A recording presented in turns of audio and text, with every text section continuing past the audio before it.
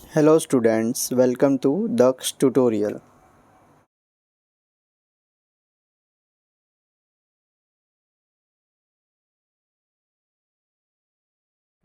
Friends, आज हम trigonometry के कुछ बेसिक्स फार्मूलेज वगैरह करने वाले हैं। So first, trigonometry. What is trigonometry? अगर इसका डेफिनेशन अगर हम देखें तो क्या होता है trigonometry? The branch of mathematics the branch of mathematics that deals with the relationship between the sides and angles of a triangle। मतलब किसी भी ट्राइंगल के साइड्स और एंगल्स के रिलेशनशिप के बीच में हम जब बात करते हैं या पढ़ते हैं उसको हम ट्रिग्नोमेट्री कहते हैं। तो बेसिकली ट्रिग्नोमेट्री हम कैसे यूज़ करते हैं, जैसे कि आपके पास में ट्रिग्नोमेट्री को यूज़ करने के लिए आपके पास में कंपलसरी एक राइट एंगल ट्राइंगल चाहिए। जैसे कंसीडर करो कि एक आपके पास में राइट एंगल ट्राइंगल है ABC, यहाँ पर 90 डिग्री है और यहाँ पर आपने एक टीटा अज्यूम किया है। आप वहाँ पे भी टीटा अज्यूम कर सकते हो, C पे भी कंसीडर करो कि आपने यहाँ पर अज्यूम किया है। तो इससे रिलेटेड हम कुछ बेसिक्स आज फार्मूलेज़ के बारे में बात करेंगे, बेसिक्स। तो पहले इसके बेसिक फार्मूलाज क्या है। सो फर्स्ट, हमारे पास में 6 रेशियोज़ होते हैं, वो रेशियोज़ हमें ध्यान में रखना है। एक होता है साइन थीटा, जिसका फार्मूला होता है, अच्छा फार्मूले पहले बाद में, पहले यहाँ पे अगर हम डायग्राम में देखें ट्राइंगल में तो टीटा, अभी इस ट्राइंगल में हमारे पास में 3 साइड्स है। तो ये 3 साइड्स में से अगर सबसे जो हम लोग को पता है कि 90 के अपोजिट में जो साइड रहता है उसे हम हाइपोटेन्यूस कहते हैं, ठीक है। टीटा के जस्ट बाजू में जो साइड है टीटा से लगकर उसे हम कहेंगे एडजेसेंट, और टीटा के बिल्कुल जो अपोजिट में है दिख रहा है आपको, वो है हमारा अपोजिट साइड। क्लियर? ठीक है। कभी कभी कैसा होता है कि अपोजिट को यहाँ पर परपेंडिकुलर भी डिनोट किया जाता है और एडजेसेंट को यहाँ पर बेस भी कहा जाता है। तो डिपेंड, अलग अलग तरीके से लिया जाता है, जिसको जैसा इजी पड़ता है। तो हम यहाँ पे बेसिकली अपोजिट, एडजेसेंट और हाइपोटेन्यूस का कॉन्सेप्ट यूज़ करेंगे। तो पहला यहाँ पे आ जाते हैं, साइन थीटा का फॉर्मूला होता है opposite upon hypotenuse। Then second we have cos theta, that is adjacent upon hypotenuse। तीसरा यहाँ पर है हमारे पास tan theta opposite upon adjacent. अगर हम ध्यान दें तो इसका अपोजिट और इसका एडजेसेंट लेके हमने tan को बनाया है। अगर आपको ये 3 रेशोज़ अच्छे से याद हो जाते हैं तो बाकी के रेशोज़ भी आपको इजीली याद हो जाएंगे। जैसे कि अब इनको भी इजीली फॉर्म में याद रखा जा सकता है, जैसे कि इनिशियल बनाकर old Harry and his old aunt, ठीक है। ये शॉर्टकट है, आप ऐसा भी याद रख सकते हो, जैसे कि इसके इनिशियल्स OH, A/H, O/A, आप ऐसे भी याद रख सकते हो। देन फोर्थ रेशियो भी है, tan के बाद में हमारे पास में आता है cot थीटा। तो बिल्कुल आप क्या करो, tan का उल्टा कर दो उसे, adjacent by opposites. Then we have cot theta के बाद में sec थीटा, तो cos का उल्टा कर दो इसे, हाइपोटेन्यूस अपॉन एडजेसेंट।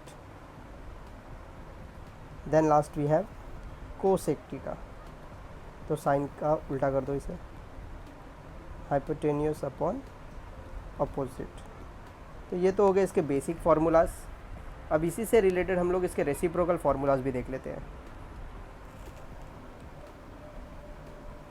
तो रेसिप्रोकल में क्या है, जैसे कि आपको ये जो 6 रेशोज़ है ये आप इसको ऐसे ही याद रखो, जैसे कि पहले पे साइन है, दूसरे पे कॉस है, तीसरे पे tan है,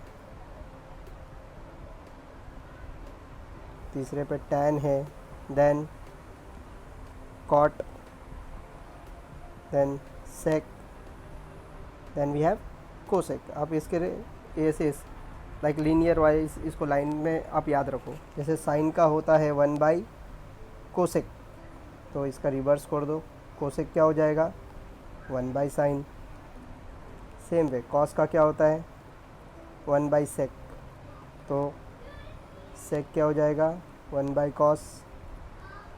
टेन क्या होता है 1/कॉट, तो कॉट क्या हो जाएगा आपका 1/10। तो यहाँ पे इसकी ज़रूरत नहीं पड़ी ये सब चीज़ों की, ये डायरेक्टली यहीं पे हमें मिल गया सब कुछ। होप ये क्लियर हो गया होगा। तो रेसिप्रोकल फार्मूलेज में हम देख रहे हैं साइन का रेसिप्रोकल कोसेक है तो कोसेक का साइन, कॉस का सेक है तो सेक का कॉस, टेन का कॉट है तो कॉट का टेन। इसके अलावा टेन और कॉट के हमारे पास और दो फार्मूलाज है, जैसे कि टेन थीटा का रिलेशन साइन थीटा और कॉस थीटा के साथ में भी होता है, जो कि साइन बाय कॉस होता है। और उसी तरह से कॉट थीटा को हम लिख सकते हैं cos theta by sine theta. Simple. Hope ये भी फार्मूला आपको क्लियर हो गया होगा। अब हम इससे रिलेटेड आइडेंटिटीज़ के फार्मूला देखते हैं। तो आइडेंटिटीज़ में क्या क्या होता है, देखो बहुत इंपॉर्टेंट फार्मूला है, बहुत सारी जगह पे इसका यूजेस है, तो आपको आइडेंटिटीज़ पता होना चाहिए। बेसिकली हम ऐसे याद रखते हैं इसको, जैसे कि sine square theta plus cos square theta equals to 1। देखो इसका प्रूफ भी है अवेलेबल, बट अभी हमें सिलेबस के हिसाब से प्रूफ तो नहीं पूछेंगे। तो अभी आप खाली इसके आइडेंटिटी, इसके जो फार्मूलाज है इसको याद रखो और इसके यूजेस कैसे करने हैं वो याद रखो। तो जैसे कि पहला आइडेंटिटी हमने देखा कि sine square theta plus cos square theta equal to 1 होता है। तो आप इसको इंटरचेंज कर सकते हो, जैसे कि साइन स्क्वायर थीटा को हम 1 माइनस कॉस स्क्वायर थीटा भी लिख सकते हैं, और कॉस स्क्वायर थीटा को हम 1 माइनस साइन स्क्वायर थीटा भी लिख सकते हैं। देखो इंटरचेंज हुआ है, कुछ नहीं किया मैंने इसमें, फार्मूला का इंटरचेंज हुआ है, ठीक है। सेकेंड हम याद रखेंगे 1 plus tan square theta equals to sec square theta. अब जो मेन आइडेंटिटीज़ है आप उसको वैसे के वैसे ही याद रखो, तो आप बाकी के इंटरचेंज आप कर सकते हो। जैसे कि यहाँ पे क्या लिखा जा सकता है, tan square theta equals to sec square theta minus 1, या तो फिर आप लिख सकते हो sec square theta equals to already tan square theta equal to sec square theta minus 1, और दूसरा हम क्या लिख सकते हैं यहाँ पे 1 को छोड़कर यहाँ पर sec square theta minus tan square theta, ऐसा लिखा जा सकता है। थर्ड आइडेंटिटीज़ की बात करें तो same way 1 plus cot square theta is equal to cosec square theta. तो क्या लिखा जा सकता है, cot square theta equals to cosec square theta minus 1 लिखा जा सकता है। या तो फिर इसको हम ऐसा भी कर सकते हैं कि 1 को इधर ही छोड़ दें, cosec square theta minus cot square theta. जैसा आपको यूज़ करना आप ऐसा यूज़ कर सकते हो, जैसी रिक्वायरमेंट है आपके सम के लिए, प्रूफ दैट के लिए आप ऐसा यूज़ कर सकते हो। तो ये हो गया थर्ड हमारा आइडेंटिटीज़ का फार्मूला। अब लास्ट इसमें जो हम लोग याद रखेंगे हमारा टेबल का फार्मूला। टेबल का फार्मूला मतलब टेबल के वैल्यूज़ वगैरह जो दिए गए हैं, मैं बताता हूँ कैसे आप उसको याद रख सकते हो और उसको कैसे यूज़ कर सकते हो जब रिक्वायर्ड है आपको। तो पहले हम यहाँ पे क्या करते हैं, कॉलम बना लेते हैं टेबल। तो यहाँ पे जैसे हम इसको डिवाइड कर देते हैं हमारे स्टैंडर्ड एंगल्स में। अब ये स्टैंडर्ड एंगल्स क्या होता है, जैसे कि अगर हम बात करें यहाँ पे हम लिख लेंगे अपने ट्रिग्नोमेट्रिक रेशियोज़। जैसे कि यहाँ पर हमारे ट्रिग्नोमेट्रिक रेशियोज़, जैसे कि ट्रिग्नोमेट्रिक रेशियोज़ में क्या क्या है अपने पास में, जैसे कि साइन थीटा है, देन कॉस थीटा है, sine cos, tan, cot, sec and cosec. ये हमारे स्टैंडर्ड रेशियोज़ तो है ही है। साथ साथ में अभी हम स्टैंडर्ड एंगल्स भी देखेंगे क्या है वो। जैसे कि स्टैंडर्ड एंगल में हमारे पास में है, यहाँ पे मैं एंगल का कॉलम भी बना देता हूँ। जैसे कि यहाँ पे है 0 degree, then 30 degree, 45 degree, 60 degree and 90 degree. देखो इसमें कंफ्यूज नहीं होना है आपने कि आपको सिलेबस में अभी सिर्फ इतने ही एंगल्स के बारे में अच्छे से करना है। इसके अलावा भी और भी इसके एंगल्स हैं जिनको हम अलाइड एंगल्स वगैरह कहते हैं, वो आगे के स्टैंडर्ड में आप लोग सीखोगे। तो आप लोगों ने अभी इस पे फोकस रखना है। ठीक है, आपको आगे के एंगल्स के बारे में अभी इतना जानना नहीं है। आपको ये कैसे करना है इसमें मैं बताता हूँ। ये टेबल को आप कैसे इजीली याद रख सकते हो। जैसे कि साइन का आपको सिर्फ एक ही रो याद रखना है, आपको बाकी का उससे आप बना सकते हो टेबल। एग्जाम में सबसे पहले जाके यही करना है। तो साइन 0 0 होता है, साइन 30 का वैल्यू हाफ होता है, sine 45 1/√2, sine 60 is √3/2 and sine 90 is 1। आपको ये सिर्फ याद रखना है। आप अभी कॉस थीटा के लिए सिंपल आपने जो साइन को लिखा है उसी का क्या करो, आप रिवर्स ऑर्डर लिख दो कॉस के लिए। तो जैसे कि 1 हो जाएगा यहाँ पर √3/2, 1/√2, 1/2 एंड लास्ट में आ जाएगा 0। तो यहाँ पे हम सिंपल लैंग्वेज में इसको याद रखने के लिए ऐसा लिख सकते हैं कि ये रिवर्स ऑफ साइन है। ठीक है, रिवर्स ऑफ साइन हम ऐसा बोल सकते हैं इसको। देन tan के लिए क्या करेंगे हम, tan के लिए हम दोनों का साइन और कॉस का न्यूमरेटर यूज़ करेंगे, दोनों के लिए न्यूमरेटर यूज़ करेंगे, ध्यान में रखो। तो यहाँ पे अगर हम 0/1 लिखते हैं तो ये 0 हो जाएगा। 30 का जो न्यूमरेटर है साइन का 1 और कॉस का √3, तो 45 का 1 हो जाएगा। 60 का अगर √3/1 करते हैं तो ये √3 बन जाएगा। 1/0 जो होता है 1/0 is equal to what, not define. तो ये नोट में मैं डाल देता हूँ। जैसे कि अगर हम याद रखें कि 0/1 हम लिखते हैं 0 और 1/0 जो होता है वो होता है नॉट डिफाइन। अब ऐसा क्यों होता है, क्योंकि अगर आप ध्यान से देखो वो 0/1 का मतलब है कि आप 1 का टेबल रीड कर सकते हो, बराबर। 1 का टेबल आप रीड कर सकते हो। लेकिन अगर ये केस में देखें तो 0 का टेबल नहीं होता, 0 डज नॉट हैव टेबल, तो इसीलिए हम उसे नॉट डिफाइन लिखते हैं। तो आप ये ध्यान में रखो।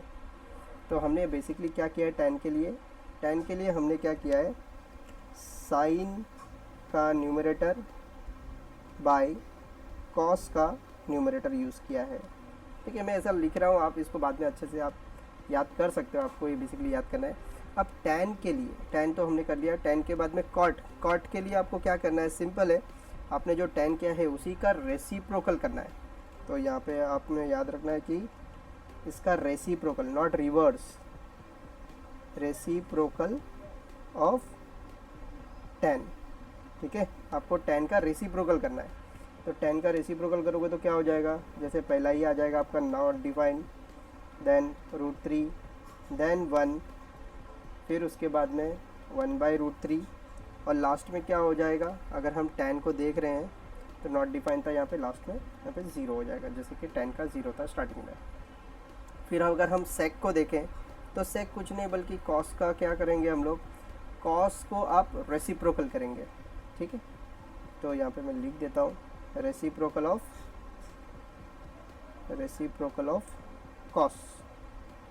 cos का रेसिप्रोकल कर देंगे तो हो जाएगा काम हमारा। जैसे कि अगर हम cos को देखें तो पहला वैल्यू उसका 1 है, तो यहाँ पे 1 हो जाएगा। जैसे √3/2 है तो ये 2/√3, देन √2, देन 1/2 का 2 हो जाएगा। और 0/1 है तो यहाँ पे क्या हो जाएगा, ये 0/1 है तो क्या हो जाएगा, जैसे कि नॉट डिफाइन हो जाएगा, क्योंकि 1/0 है, एक मिनट, जैसे कि 0/1 है तो 1/0 हो जाएगा, तो 1/0 हो जाएगा तो क्या लिखेंगे हम इसे, नॉट डिफाइन। होप ये क्लियर है। कोसेक के लिए फिर साइन का कर देंगे, तो साइन का रेसिप्रोकल कर देंगे यहाँ पे हम, रेसिप्रोकल ऑफ साइन कर देंगे यहाँ पे हम। तो साइन का रेसिप्रोकल करेंगे तो पहला वैल्यू क्या है इसका, 0 दिया हुआ है, मतलब 0/1 है तो यहाँ पे 1/0, तो नॉट डिफाइन हो जाएगा पहला ही वैल्यू आपका। फिर उसके बाद में 1/2 का 2/1 हो गया, फिर 1/√2 का √2 हो जाएगा, √3/2 का 2/√3 हो जाएगा और यहाँ पर 1 हो जाएगा। तो फाइनली हमारा टेबल का वैल्यूज़ बन गया है। एग्ज़ाम के टाइम पे अगर हम चाहते हैं तो हम जाके सबसे पहला लास्ट में टेबल बना देंगे और उसके हिसाब से अगर हमें वैल्यूज़ दी गई है तो हम सॉल्व कर सकते हैं जो भी हमारे सम्स दिए गए हैं। ओके, तो हम बात करते हैं ट्रिग्नोमेट्री में आगे हाइट्स एंड डिस्टेंसेस की। ठीक है, बहुत इंपॉर्टेंट टॉपिक है हाइट्स एंड डिस्टेंसेस। तो मान लो बेसिकली कि अगर आपको ऐसा क्वेश्चन है, जैसे कि मान लो ये एक टावर है, ठीक है, इस टावर के टॉप को आप कहीं से व्यू कर रहे हो, जैसे कि मान लीजिए ये पॉइंट से आप ये व्यू कर रहे हो टावर के टॉप को, तो जब टावर के टॉप को आप व्यू कर रहे हो तो यहाँ पर एक एंगल बन रहा है किससे, जहाँ से आप देख रहे हो और हॉरिजॉन्टल लाइन से।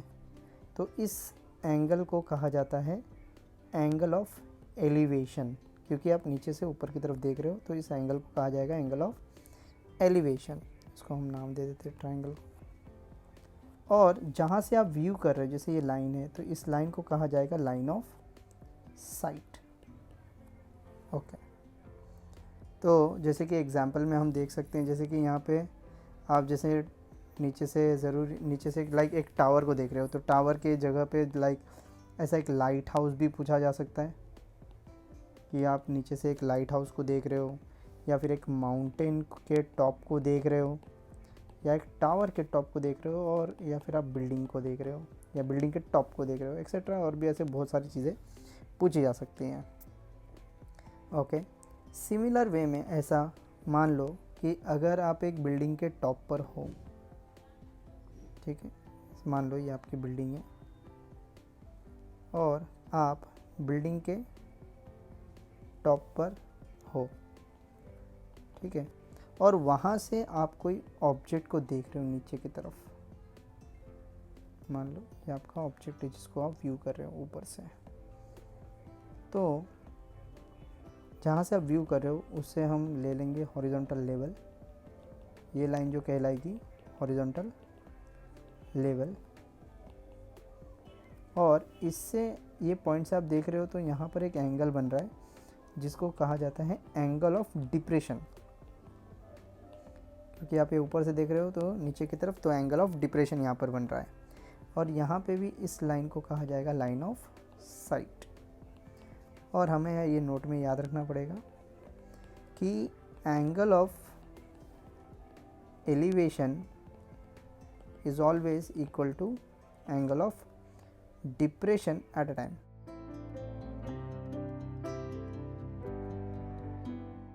कि जब दोनों पॉइंट से एक ही साथ व्यू किया जा रहा है तब यह angle of elevation equal to angle of depression होगा।